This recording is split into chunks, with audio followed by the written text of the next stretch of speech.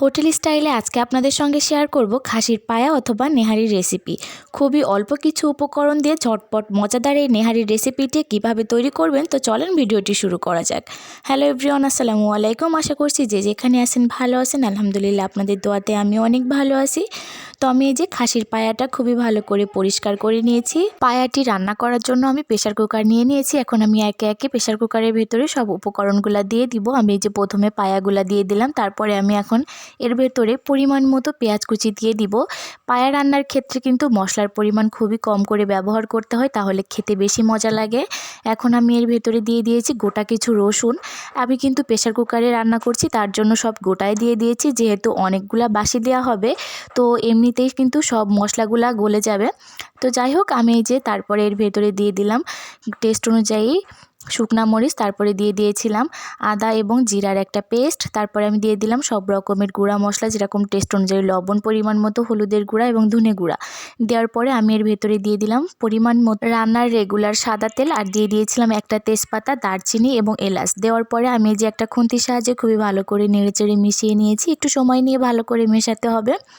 তো দেখতেই পাচ্ছেন ভালো করে মেশানো হয়ে গিয়েছে। এখন আমি এর ভেতরে পরিমাণ মতো ঝোলের পানিটা দিয়ে দিব। এক একজনের প্রেসার কুকার কিন্তু এক এক রকমের, তো আপনারা বুঝে শুনে তারপরে পানিটা দেওয়ার চেষ্টা করবেন। প্রেসার কুকার দিয়ে কিন্তু বেশি পরিমাণে পানি দিলে পানিটা বের হয়ে যায়। তো আমি প্রেসার কুকারের মুখটা লাগিয়ে আমি আমার পরিমাণ মতো বাসি দিয়ে নিয়েছিলাম। তো যাই হোক, দেখতেই পাচ্ছেন আমার প্রেসার কুকারের কি ভয়ানক অবস্থা। যাই হোক, আমার কিন্তু নেহারিটা প্রায় তৈরি হয়ে গিয়েছে। এখন আমি নেহারিতে বাগার দিব।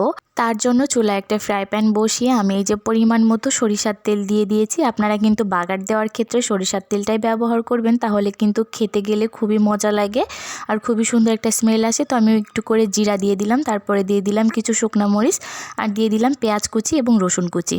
এখন আমি নেড়ে চেড়ে একটু ভালো করে ভেজে নিব। দেখতেই পাচ্ছেন কালারটা কিন্তু অনেকটাই চেঞ্জ হয়ে এসেছে। বেশি পোড়ানো যাবে না, যখনই কালারটা একটু চেঞ্জ হয়ে আসবে তখনই কিন্তু এইটা দিয়ে দিতে হবে নেহারির ভেতরে। দেখেন কতটা সুন্দর লাগছে। আমি কিন্তু এখন সবটাই এর ভেতরে দিয়ে দিব। দেওয়ার পরে এখন একটু সময় নিয়ে ভালো করে নেড়েচেড়ে মিশিয়ে নিব। আমি এই পর্যায়ে চুলার আঁচটা মিডিয়ামে রেখেছি। এইভাবে বাগার দিলে কিন্তু খেতে গেলে খুবই মজা লাগে। হোটেলের মামারাও কিন্তু এইভাবে বাগার দিয়ে তারপরে রান্না করে। আমার নেহারি রান্নাটা প্রায় শেষের দিকে। আমি এই পর্যায়ে মিডিয়াম আঁচে চুলার উপরে রেখে দিব। আপনারা আপনাদের পরিমাণ মতো ঝোলটা বাড়িয়ে অথবা কমিয়েও নিতে পারেন। রুটি এবং পরোটা ছাড়া তো নেহারি খেতে একদমই মজা লাগে না, তাই আমি পাশের চুলায় কিছু রুটি এবং পরোটা ছেঁকে নিয়েছিলাম। এখন আপনাদেরকে পরিবেশন করে দেখাই কতটা বেশি লোভনীয় লাগছে, আর খেতেও কিন্তু মাশাআল্লাহ অনেক বেশি মজা হয়েছিল। তো এটাই ছিল আমার আজকের নেহারির ভিডিওটি ভালো লাগলে অবশ্যই লাইক, কমেন্ট এবং শেয়ার করবেন। ধন্যবাদ সবাইকে, ভালো থাকবেন।